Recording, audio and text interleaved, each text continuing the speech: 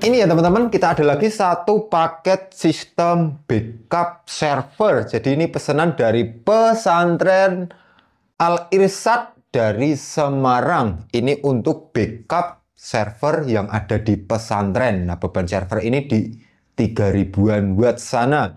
Nah, untuk sistem kita sarankan untuk inverter kapasitas 5000 watt. Dan untuk baterai ini bertahap ya. Pakai satu unit baterai 48 volt 100 ampere. Ini karena bertahap jadi baterainya satu unit. Nah, agar baterai satu unit ini mampu membackup beban yang 3000 watt, kita menggunakan baterai SMT Power agar beban-beban yang besar sistem BMS di baterai ini juga tidak mudah protek. Nah, ini kita akan tunjukkan cara menghidupkan serta pengaplikasiannya nanti ya. Jadi pastikan jalur negatif positif terkoneksi dengan kuat. Nah, untuk bagian belakang ini juga terdapat ini ya, jalur positif negatif baterai. Terus ini input dan output. Nah, kita akan langsung coba hidupkan baterai.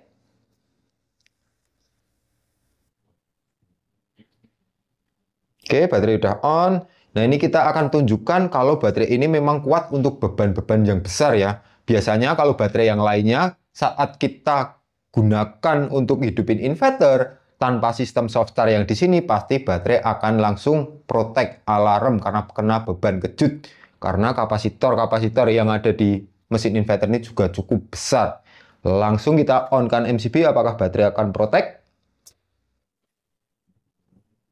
Aman ya, nggak ada protek di baterai. Langsung switch on off inverter. Oke. Udah on. Oke, sistem udah on. Kita aktifkan MCB output. Serta MCB input dari PLN juga kita aktifkan. Input PLN coba dimasukkan. Nah, untuk setting-settingannya di sini, karena ini prioritas untuk backup, maka kita akan arahkan ini ya. Nah, ini kalau buzzer mau matikan tinggal tekan sekali ya. Nah, kalau mau masuk menu tekan lama. Nah, ini kalau A0D1 ini prioritas di PLN yang kerja. Nanti kalau D3 PLTS. Nah, ini untuk A1 ini C2 ini kapasitas charging. Kalau C2 ini kurang lebih di angka 700-an watt untuk chargingnya. Bisa kita atur naik turunkan ya. Kalau hanya untuk backup jarang padam ya diatur di C2 aja. Biar kecil arus chargingnya. Terus A3 ini A2 konstan chargingnya ya. Terus A3 ini floating charging. Terus A4 batasan bawah sistem. A5 sistem on kembali. A6 ini mode untuk PLTS ya. A6 sama A7. Perpindahan batas atas bawah PLN dan inverter. Nah, ini A8 ini setting untuk frekuensi. A9 ini tegangan output mau 220 atau 230. Terus sudah, cuma itu simple banget untuk parameter setting. Nah, ini kita juga akan lihat nanti untuk sistem chargingnya berapa watt. Nah, sekarang ini kan sumber sudah dihandle oleh PLN ya, bisa dilihat di sini. Ini grid PLN, langsung ke load beban dan sebagian charging. Nah, untuk charging kita bisa lihat di sini, 11 ampere atau kurang lebih di 550 watt untuk charging di kapasitas C2 tadi. Kita simulasikan terjadi PLN padam. Nah, kita mundur lagi kamera. Ini beban kita juga tambahkan bolam nanti untuk melihat respon perpindahan dari PLN ke inverter maupun dari inverter ke PLN. Langsung kita matikan sumber input PLN, kita simulasikan PLN padam. Sistem dengan cepat langsung membackup ya. Jadi beban langsung dihandle dari bank baterai atau dari kapasitas baterai ke inverter ya, langsung ke load beban. Saat PLN datang, dia nggak langsung berpindah ke PLN, tapi dia menunggu sinkron dulu antara gelombang PLN dan inverter. Kalau udah sinkron, baru akan berpindah ke PLN dan melakukan sistem charging sesuai setting yang ada di mesin tadi.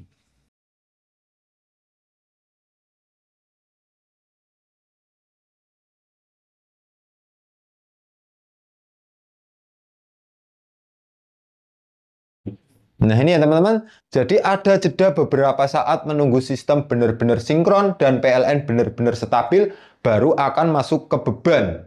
Jadi peralatan elektronik tetap aman ya. Langsung aja kita uji untuk beban. Kita siapkan dulu bebannya.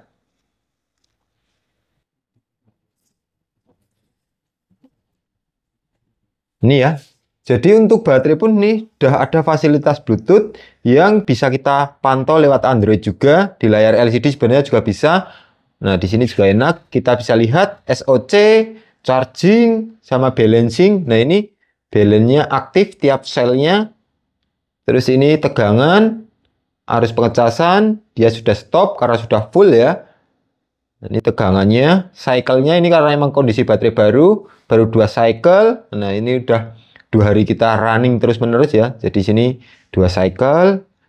Terus ini suhunya dan ini nominal tegangan untuk masing-masing sel. Istimewa, merata bagus ya. Sekarang kita akan coba uji load beban. Nanti kita lihat di sini responnya. Beban 1 dulu. Kita lihat di sini bebannya. Nah ini ya, 600 watt. 600 tambah lagi 1200 tambah lagi 1700 watt, tiba-tiba terjadi PLN padam. Plak. Nah, sistem langsung dihandle oleh baterai. Di sini kita bisa lihat current arus di baterai ini sampai dengan 41 ampere ya, 2000 watt. Tambah lagi beban.